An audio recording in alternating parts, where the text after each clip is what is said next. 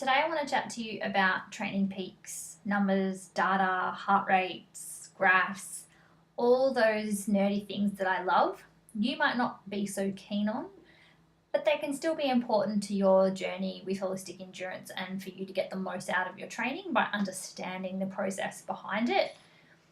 You don't necessarily need to know all these numbers, but they can be valuable for you to get a greater insight. And for you fellow number nerds, you are going to love this. So this is your home screen in Training Peaks. You've probably all seen it each time you log in. You've got your event countdown, any goals that you've added, your schedule for today and tomorrow. And then on the right hand side, a bunch of random numbers and graphs that you're probably not familiar with and you probably don't pay too much attention to, but I want to draw your attention to the key numbers that would be important for you to look at and know. So if we look at this number at the top here on the right in yellow, that is currently sitting for this athlete at -35, which is relevant to their training stress balance, TSB. It's essentially telling me their state of fatigue as of today based on their current training. Now that's only accurate if you are utilising heart rate and pace data from your watch and that it's recently uploaded. How that relates, I'll show you shortly in our dashboard.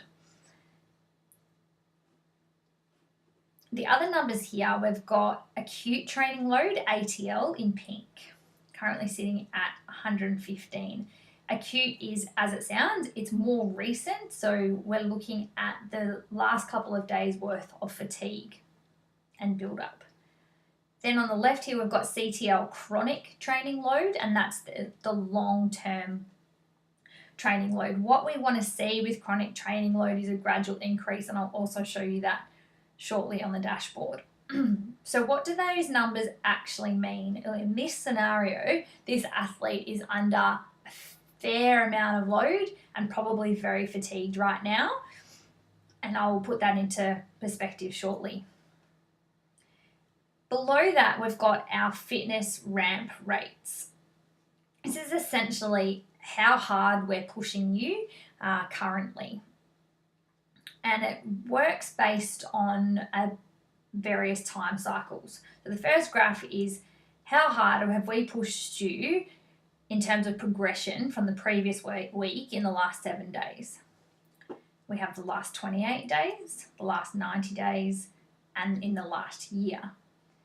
And if you looked at that graph and related it to your year of races, it would probably match up nicely to that. Race, recover, build, race, recover, train hard. Below that, I am going to explain these further shortly.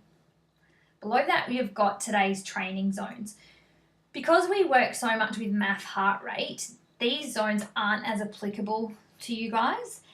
When you start doing race pace efforts, particularly in the pool or on the run, these zones become very relevant and good to know. However, you don't need to know these in depth all the time because we like you to focus on that maximal aerobic function number, your MAF heart rate, to stay in the aerobic zone. However, as you get closer to a race, it's important to discuss with your coach which zone they want you to sit at for certain efforts, and that will be reflected here. So let's jump to the dashboard, and this is where we're going to get even more data nerdy graphs. We have a set lot of templates of graphs that we have set up on our end. On your end as an athlete, it's worth setting up the same graph so you see what we see. So let's choose this first one here. This is called the performance management chart. And I have set up custom fields for this athlete. So on this graph, I am looking at their cumulative training load across all disciplines of swim, their brick sessions, their bike, strength sessions, and races. So I've selected all. The custom date, the is from when we started their build after a recent race through to now. And in some cases, I'll put that date 7 to 14 days ahead, so I can actually predict the level of fatigue from the planned training program. This is especially important coming into a taper.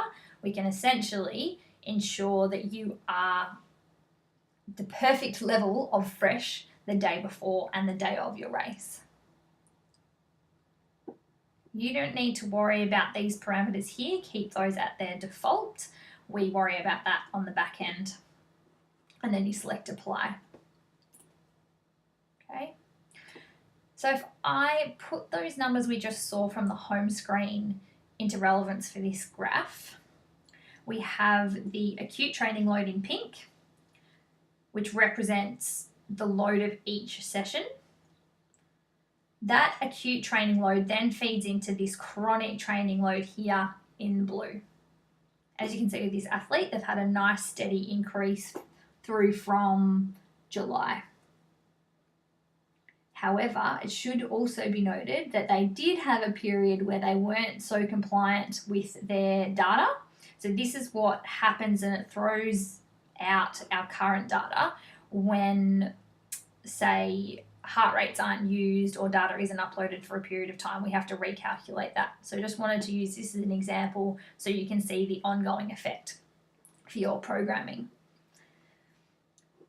If I wanted to look at this graph more accurately, I would take it from when this athlete started utilizing their heart rate and uploading their data more accurately. For example, it looks like it's probably at the start of August, and I would recalculate it from there. This yellow graph is the training stress balance that we saw earlier, and the number we saw was around that -35, so a high level of fatigue. However, this athlete's also coming into a race, so we do expect a high level of fatigue going into a race like this, and that's what a taper is for. And what I've been able to do is predict what training stress balance score will be the day before their race. And at the moment, it will be predicted to sit at around a +24. So that's quite a big jump.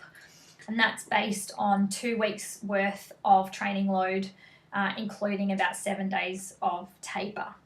So we increase that fatigue, and it will come a week out from race down to -50 before we taper and get that freshness to compete at optimal. So it's not a bad thing or a good thing to have certain numbers. It just gives us a reflection of where you're at.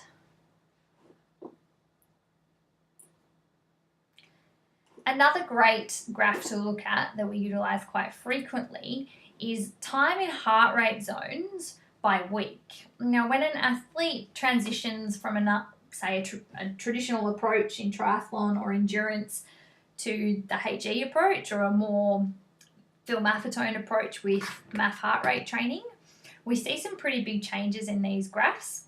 This athlete has been on our approach for a long period of time, so you're not going to see that here.